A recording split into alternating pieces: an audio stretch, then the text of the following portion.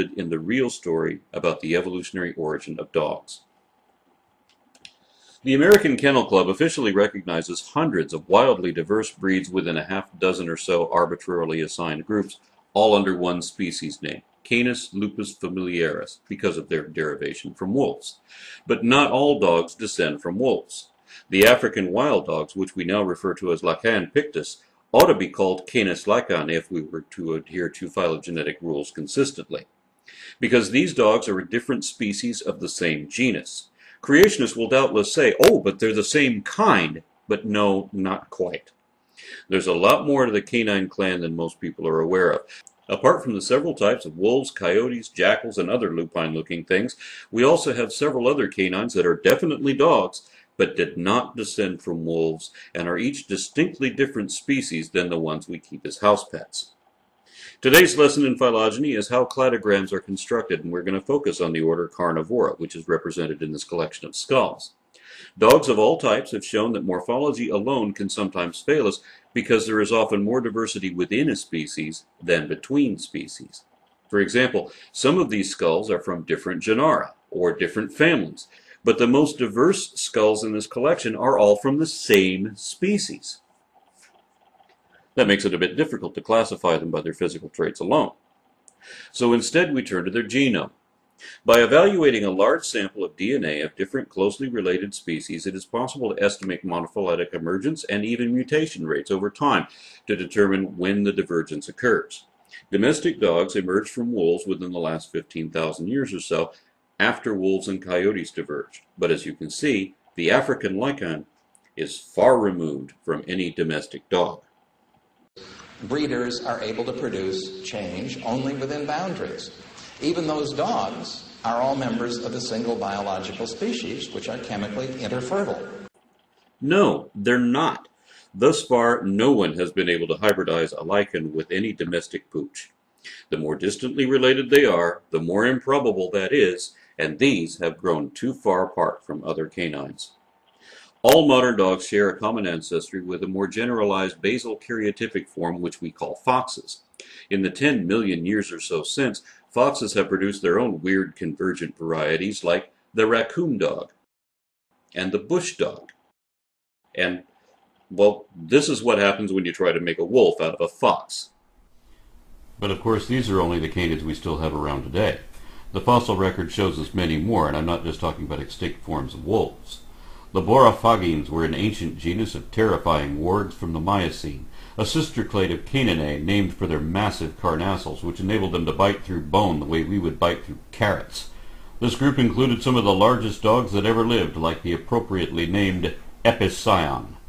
At 37 inches high and 224 pounds, this monster dog was as big as an English Mastiff. The only larger dog was Aileron taxoides, some of whom could have been as big as tigers. Of course, not all canoids were big, and not all of them were even dogs either. Tracing their lineage even further, we find that the first dogs appear in the Eocene, but the earliest canoids looked less like dogs and more like a composite of other caniforms.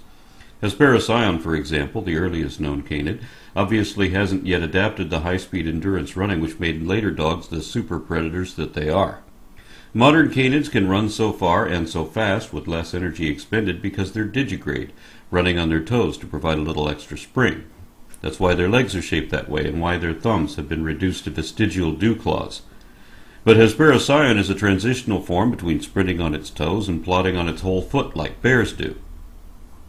This was obviously a slow transition, as there were some bears caught in that transition too. This also illustrates how closely related dogs and bears once were. We don't have DNA for any of these extinct forms, so we can't test morphologically constructed trees like this against the genome, but we do have bear DNA, and that confirms that they are related to modern dogs, and so are seals and walruses, although only the fossil record can show us how.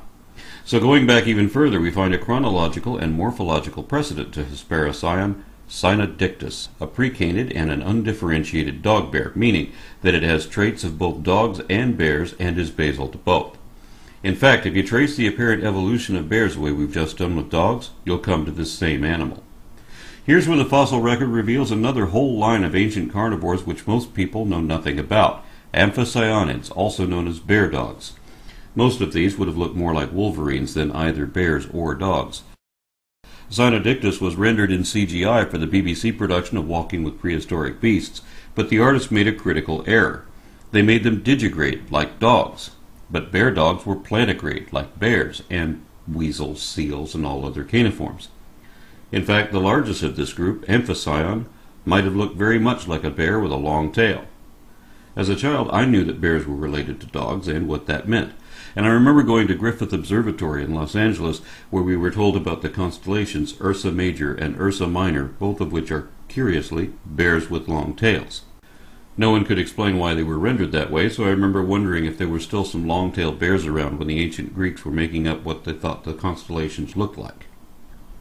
Smaller, more primitive Amphicyonids had the most generalized karyotypic shape still seen among caniforms. Every family within that suborder begins with a similar-looking critter. Long tail, plantigrade feet, fingers, and swiveling wrists that can still be adapted for use as hands, shapes so generalized they could easily be adapted to any of the subsequent families which evidently did derive from this basal template. In order to determine their genealogy as accurately as possible, I constructed the following cladogram based on a mitogenomic analysis of caniform relationships. Again, this only accounts for extant animals for which we have DNA, but it gives us a template onto which any fossil caniform should also fit. It's a pretty close match to previous trees based only on morphology, but genetic tests did reveal a couple of surprises. For example, Simocyan, a Miocene alarid, had a pseudo-thumb, just like its modern cousin. This bony projection from the wrist was a trait which was once thought to have evolved only in pandas, which is why the giant panda and the red panda were classified together.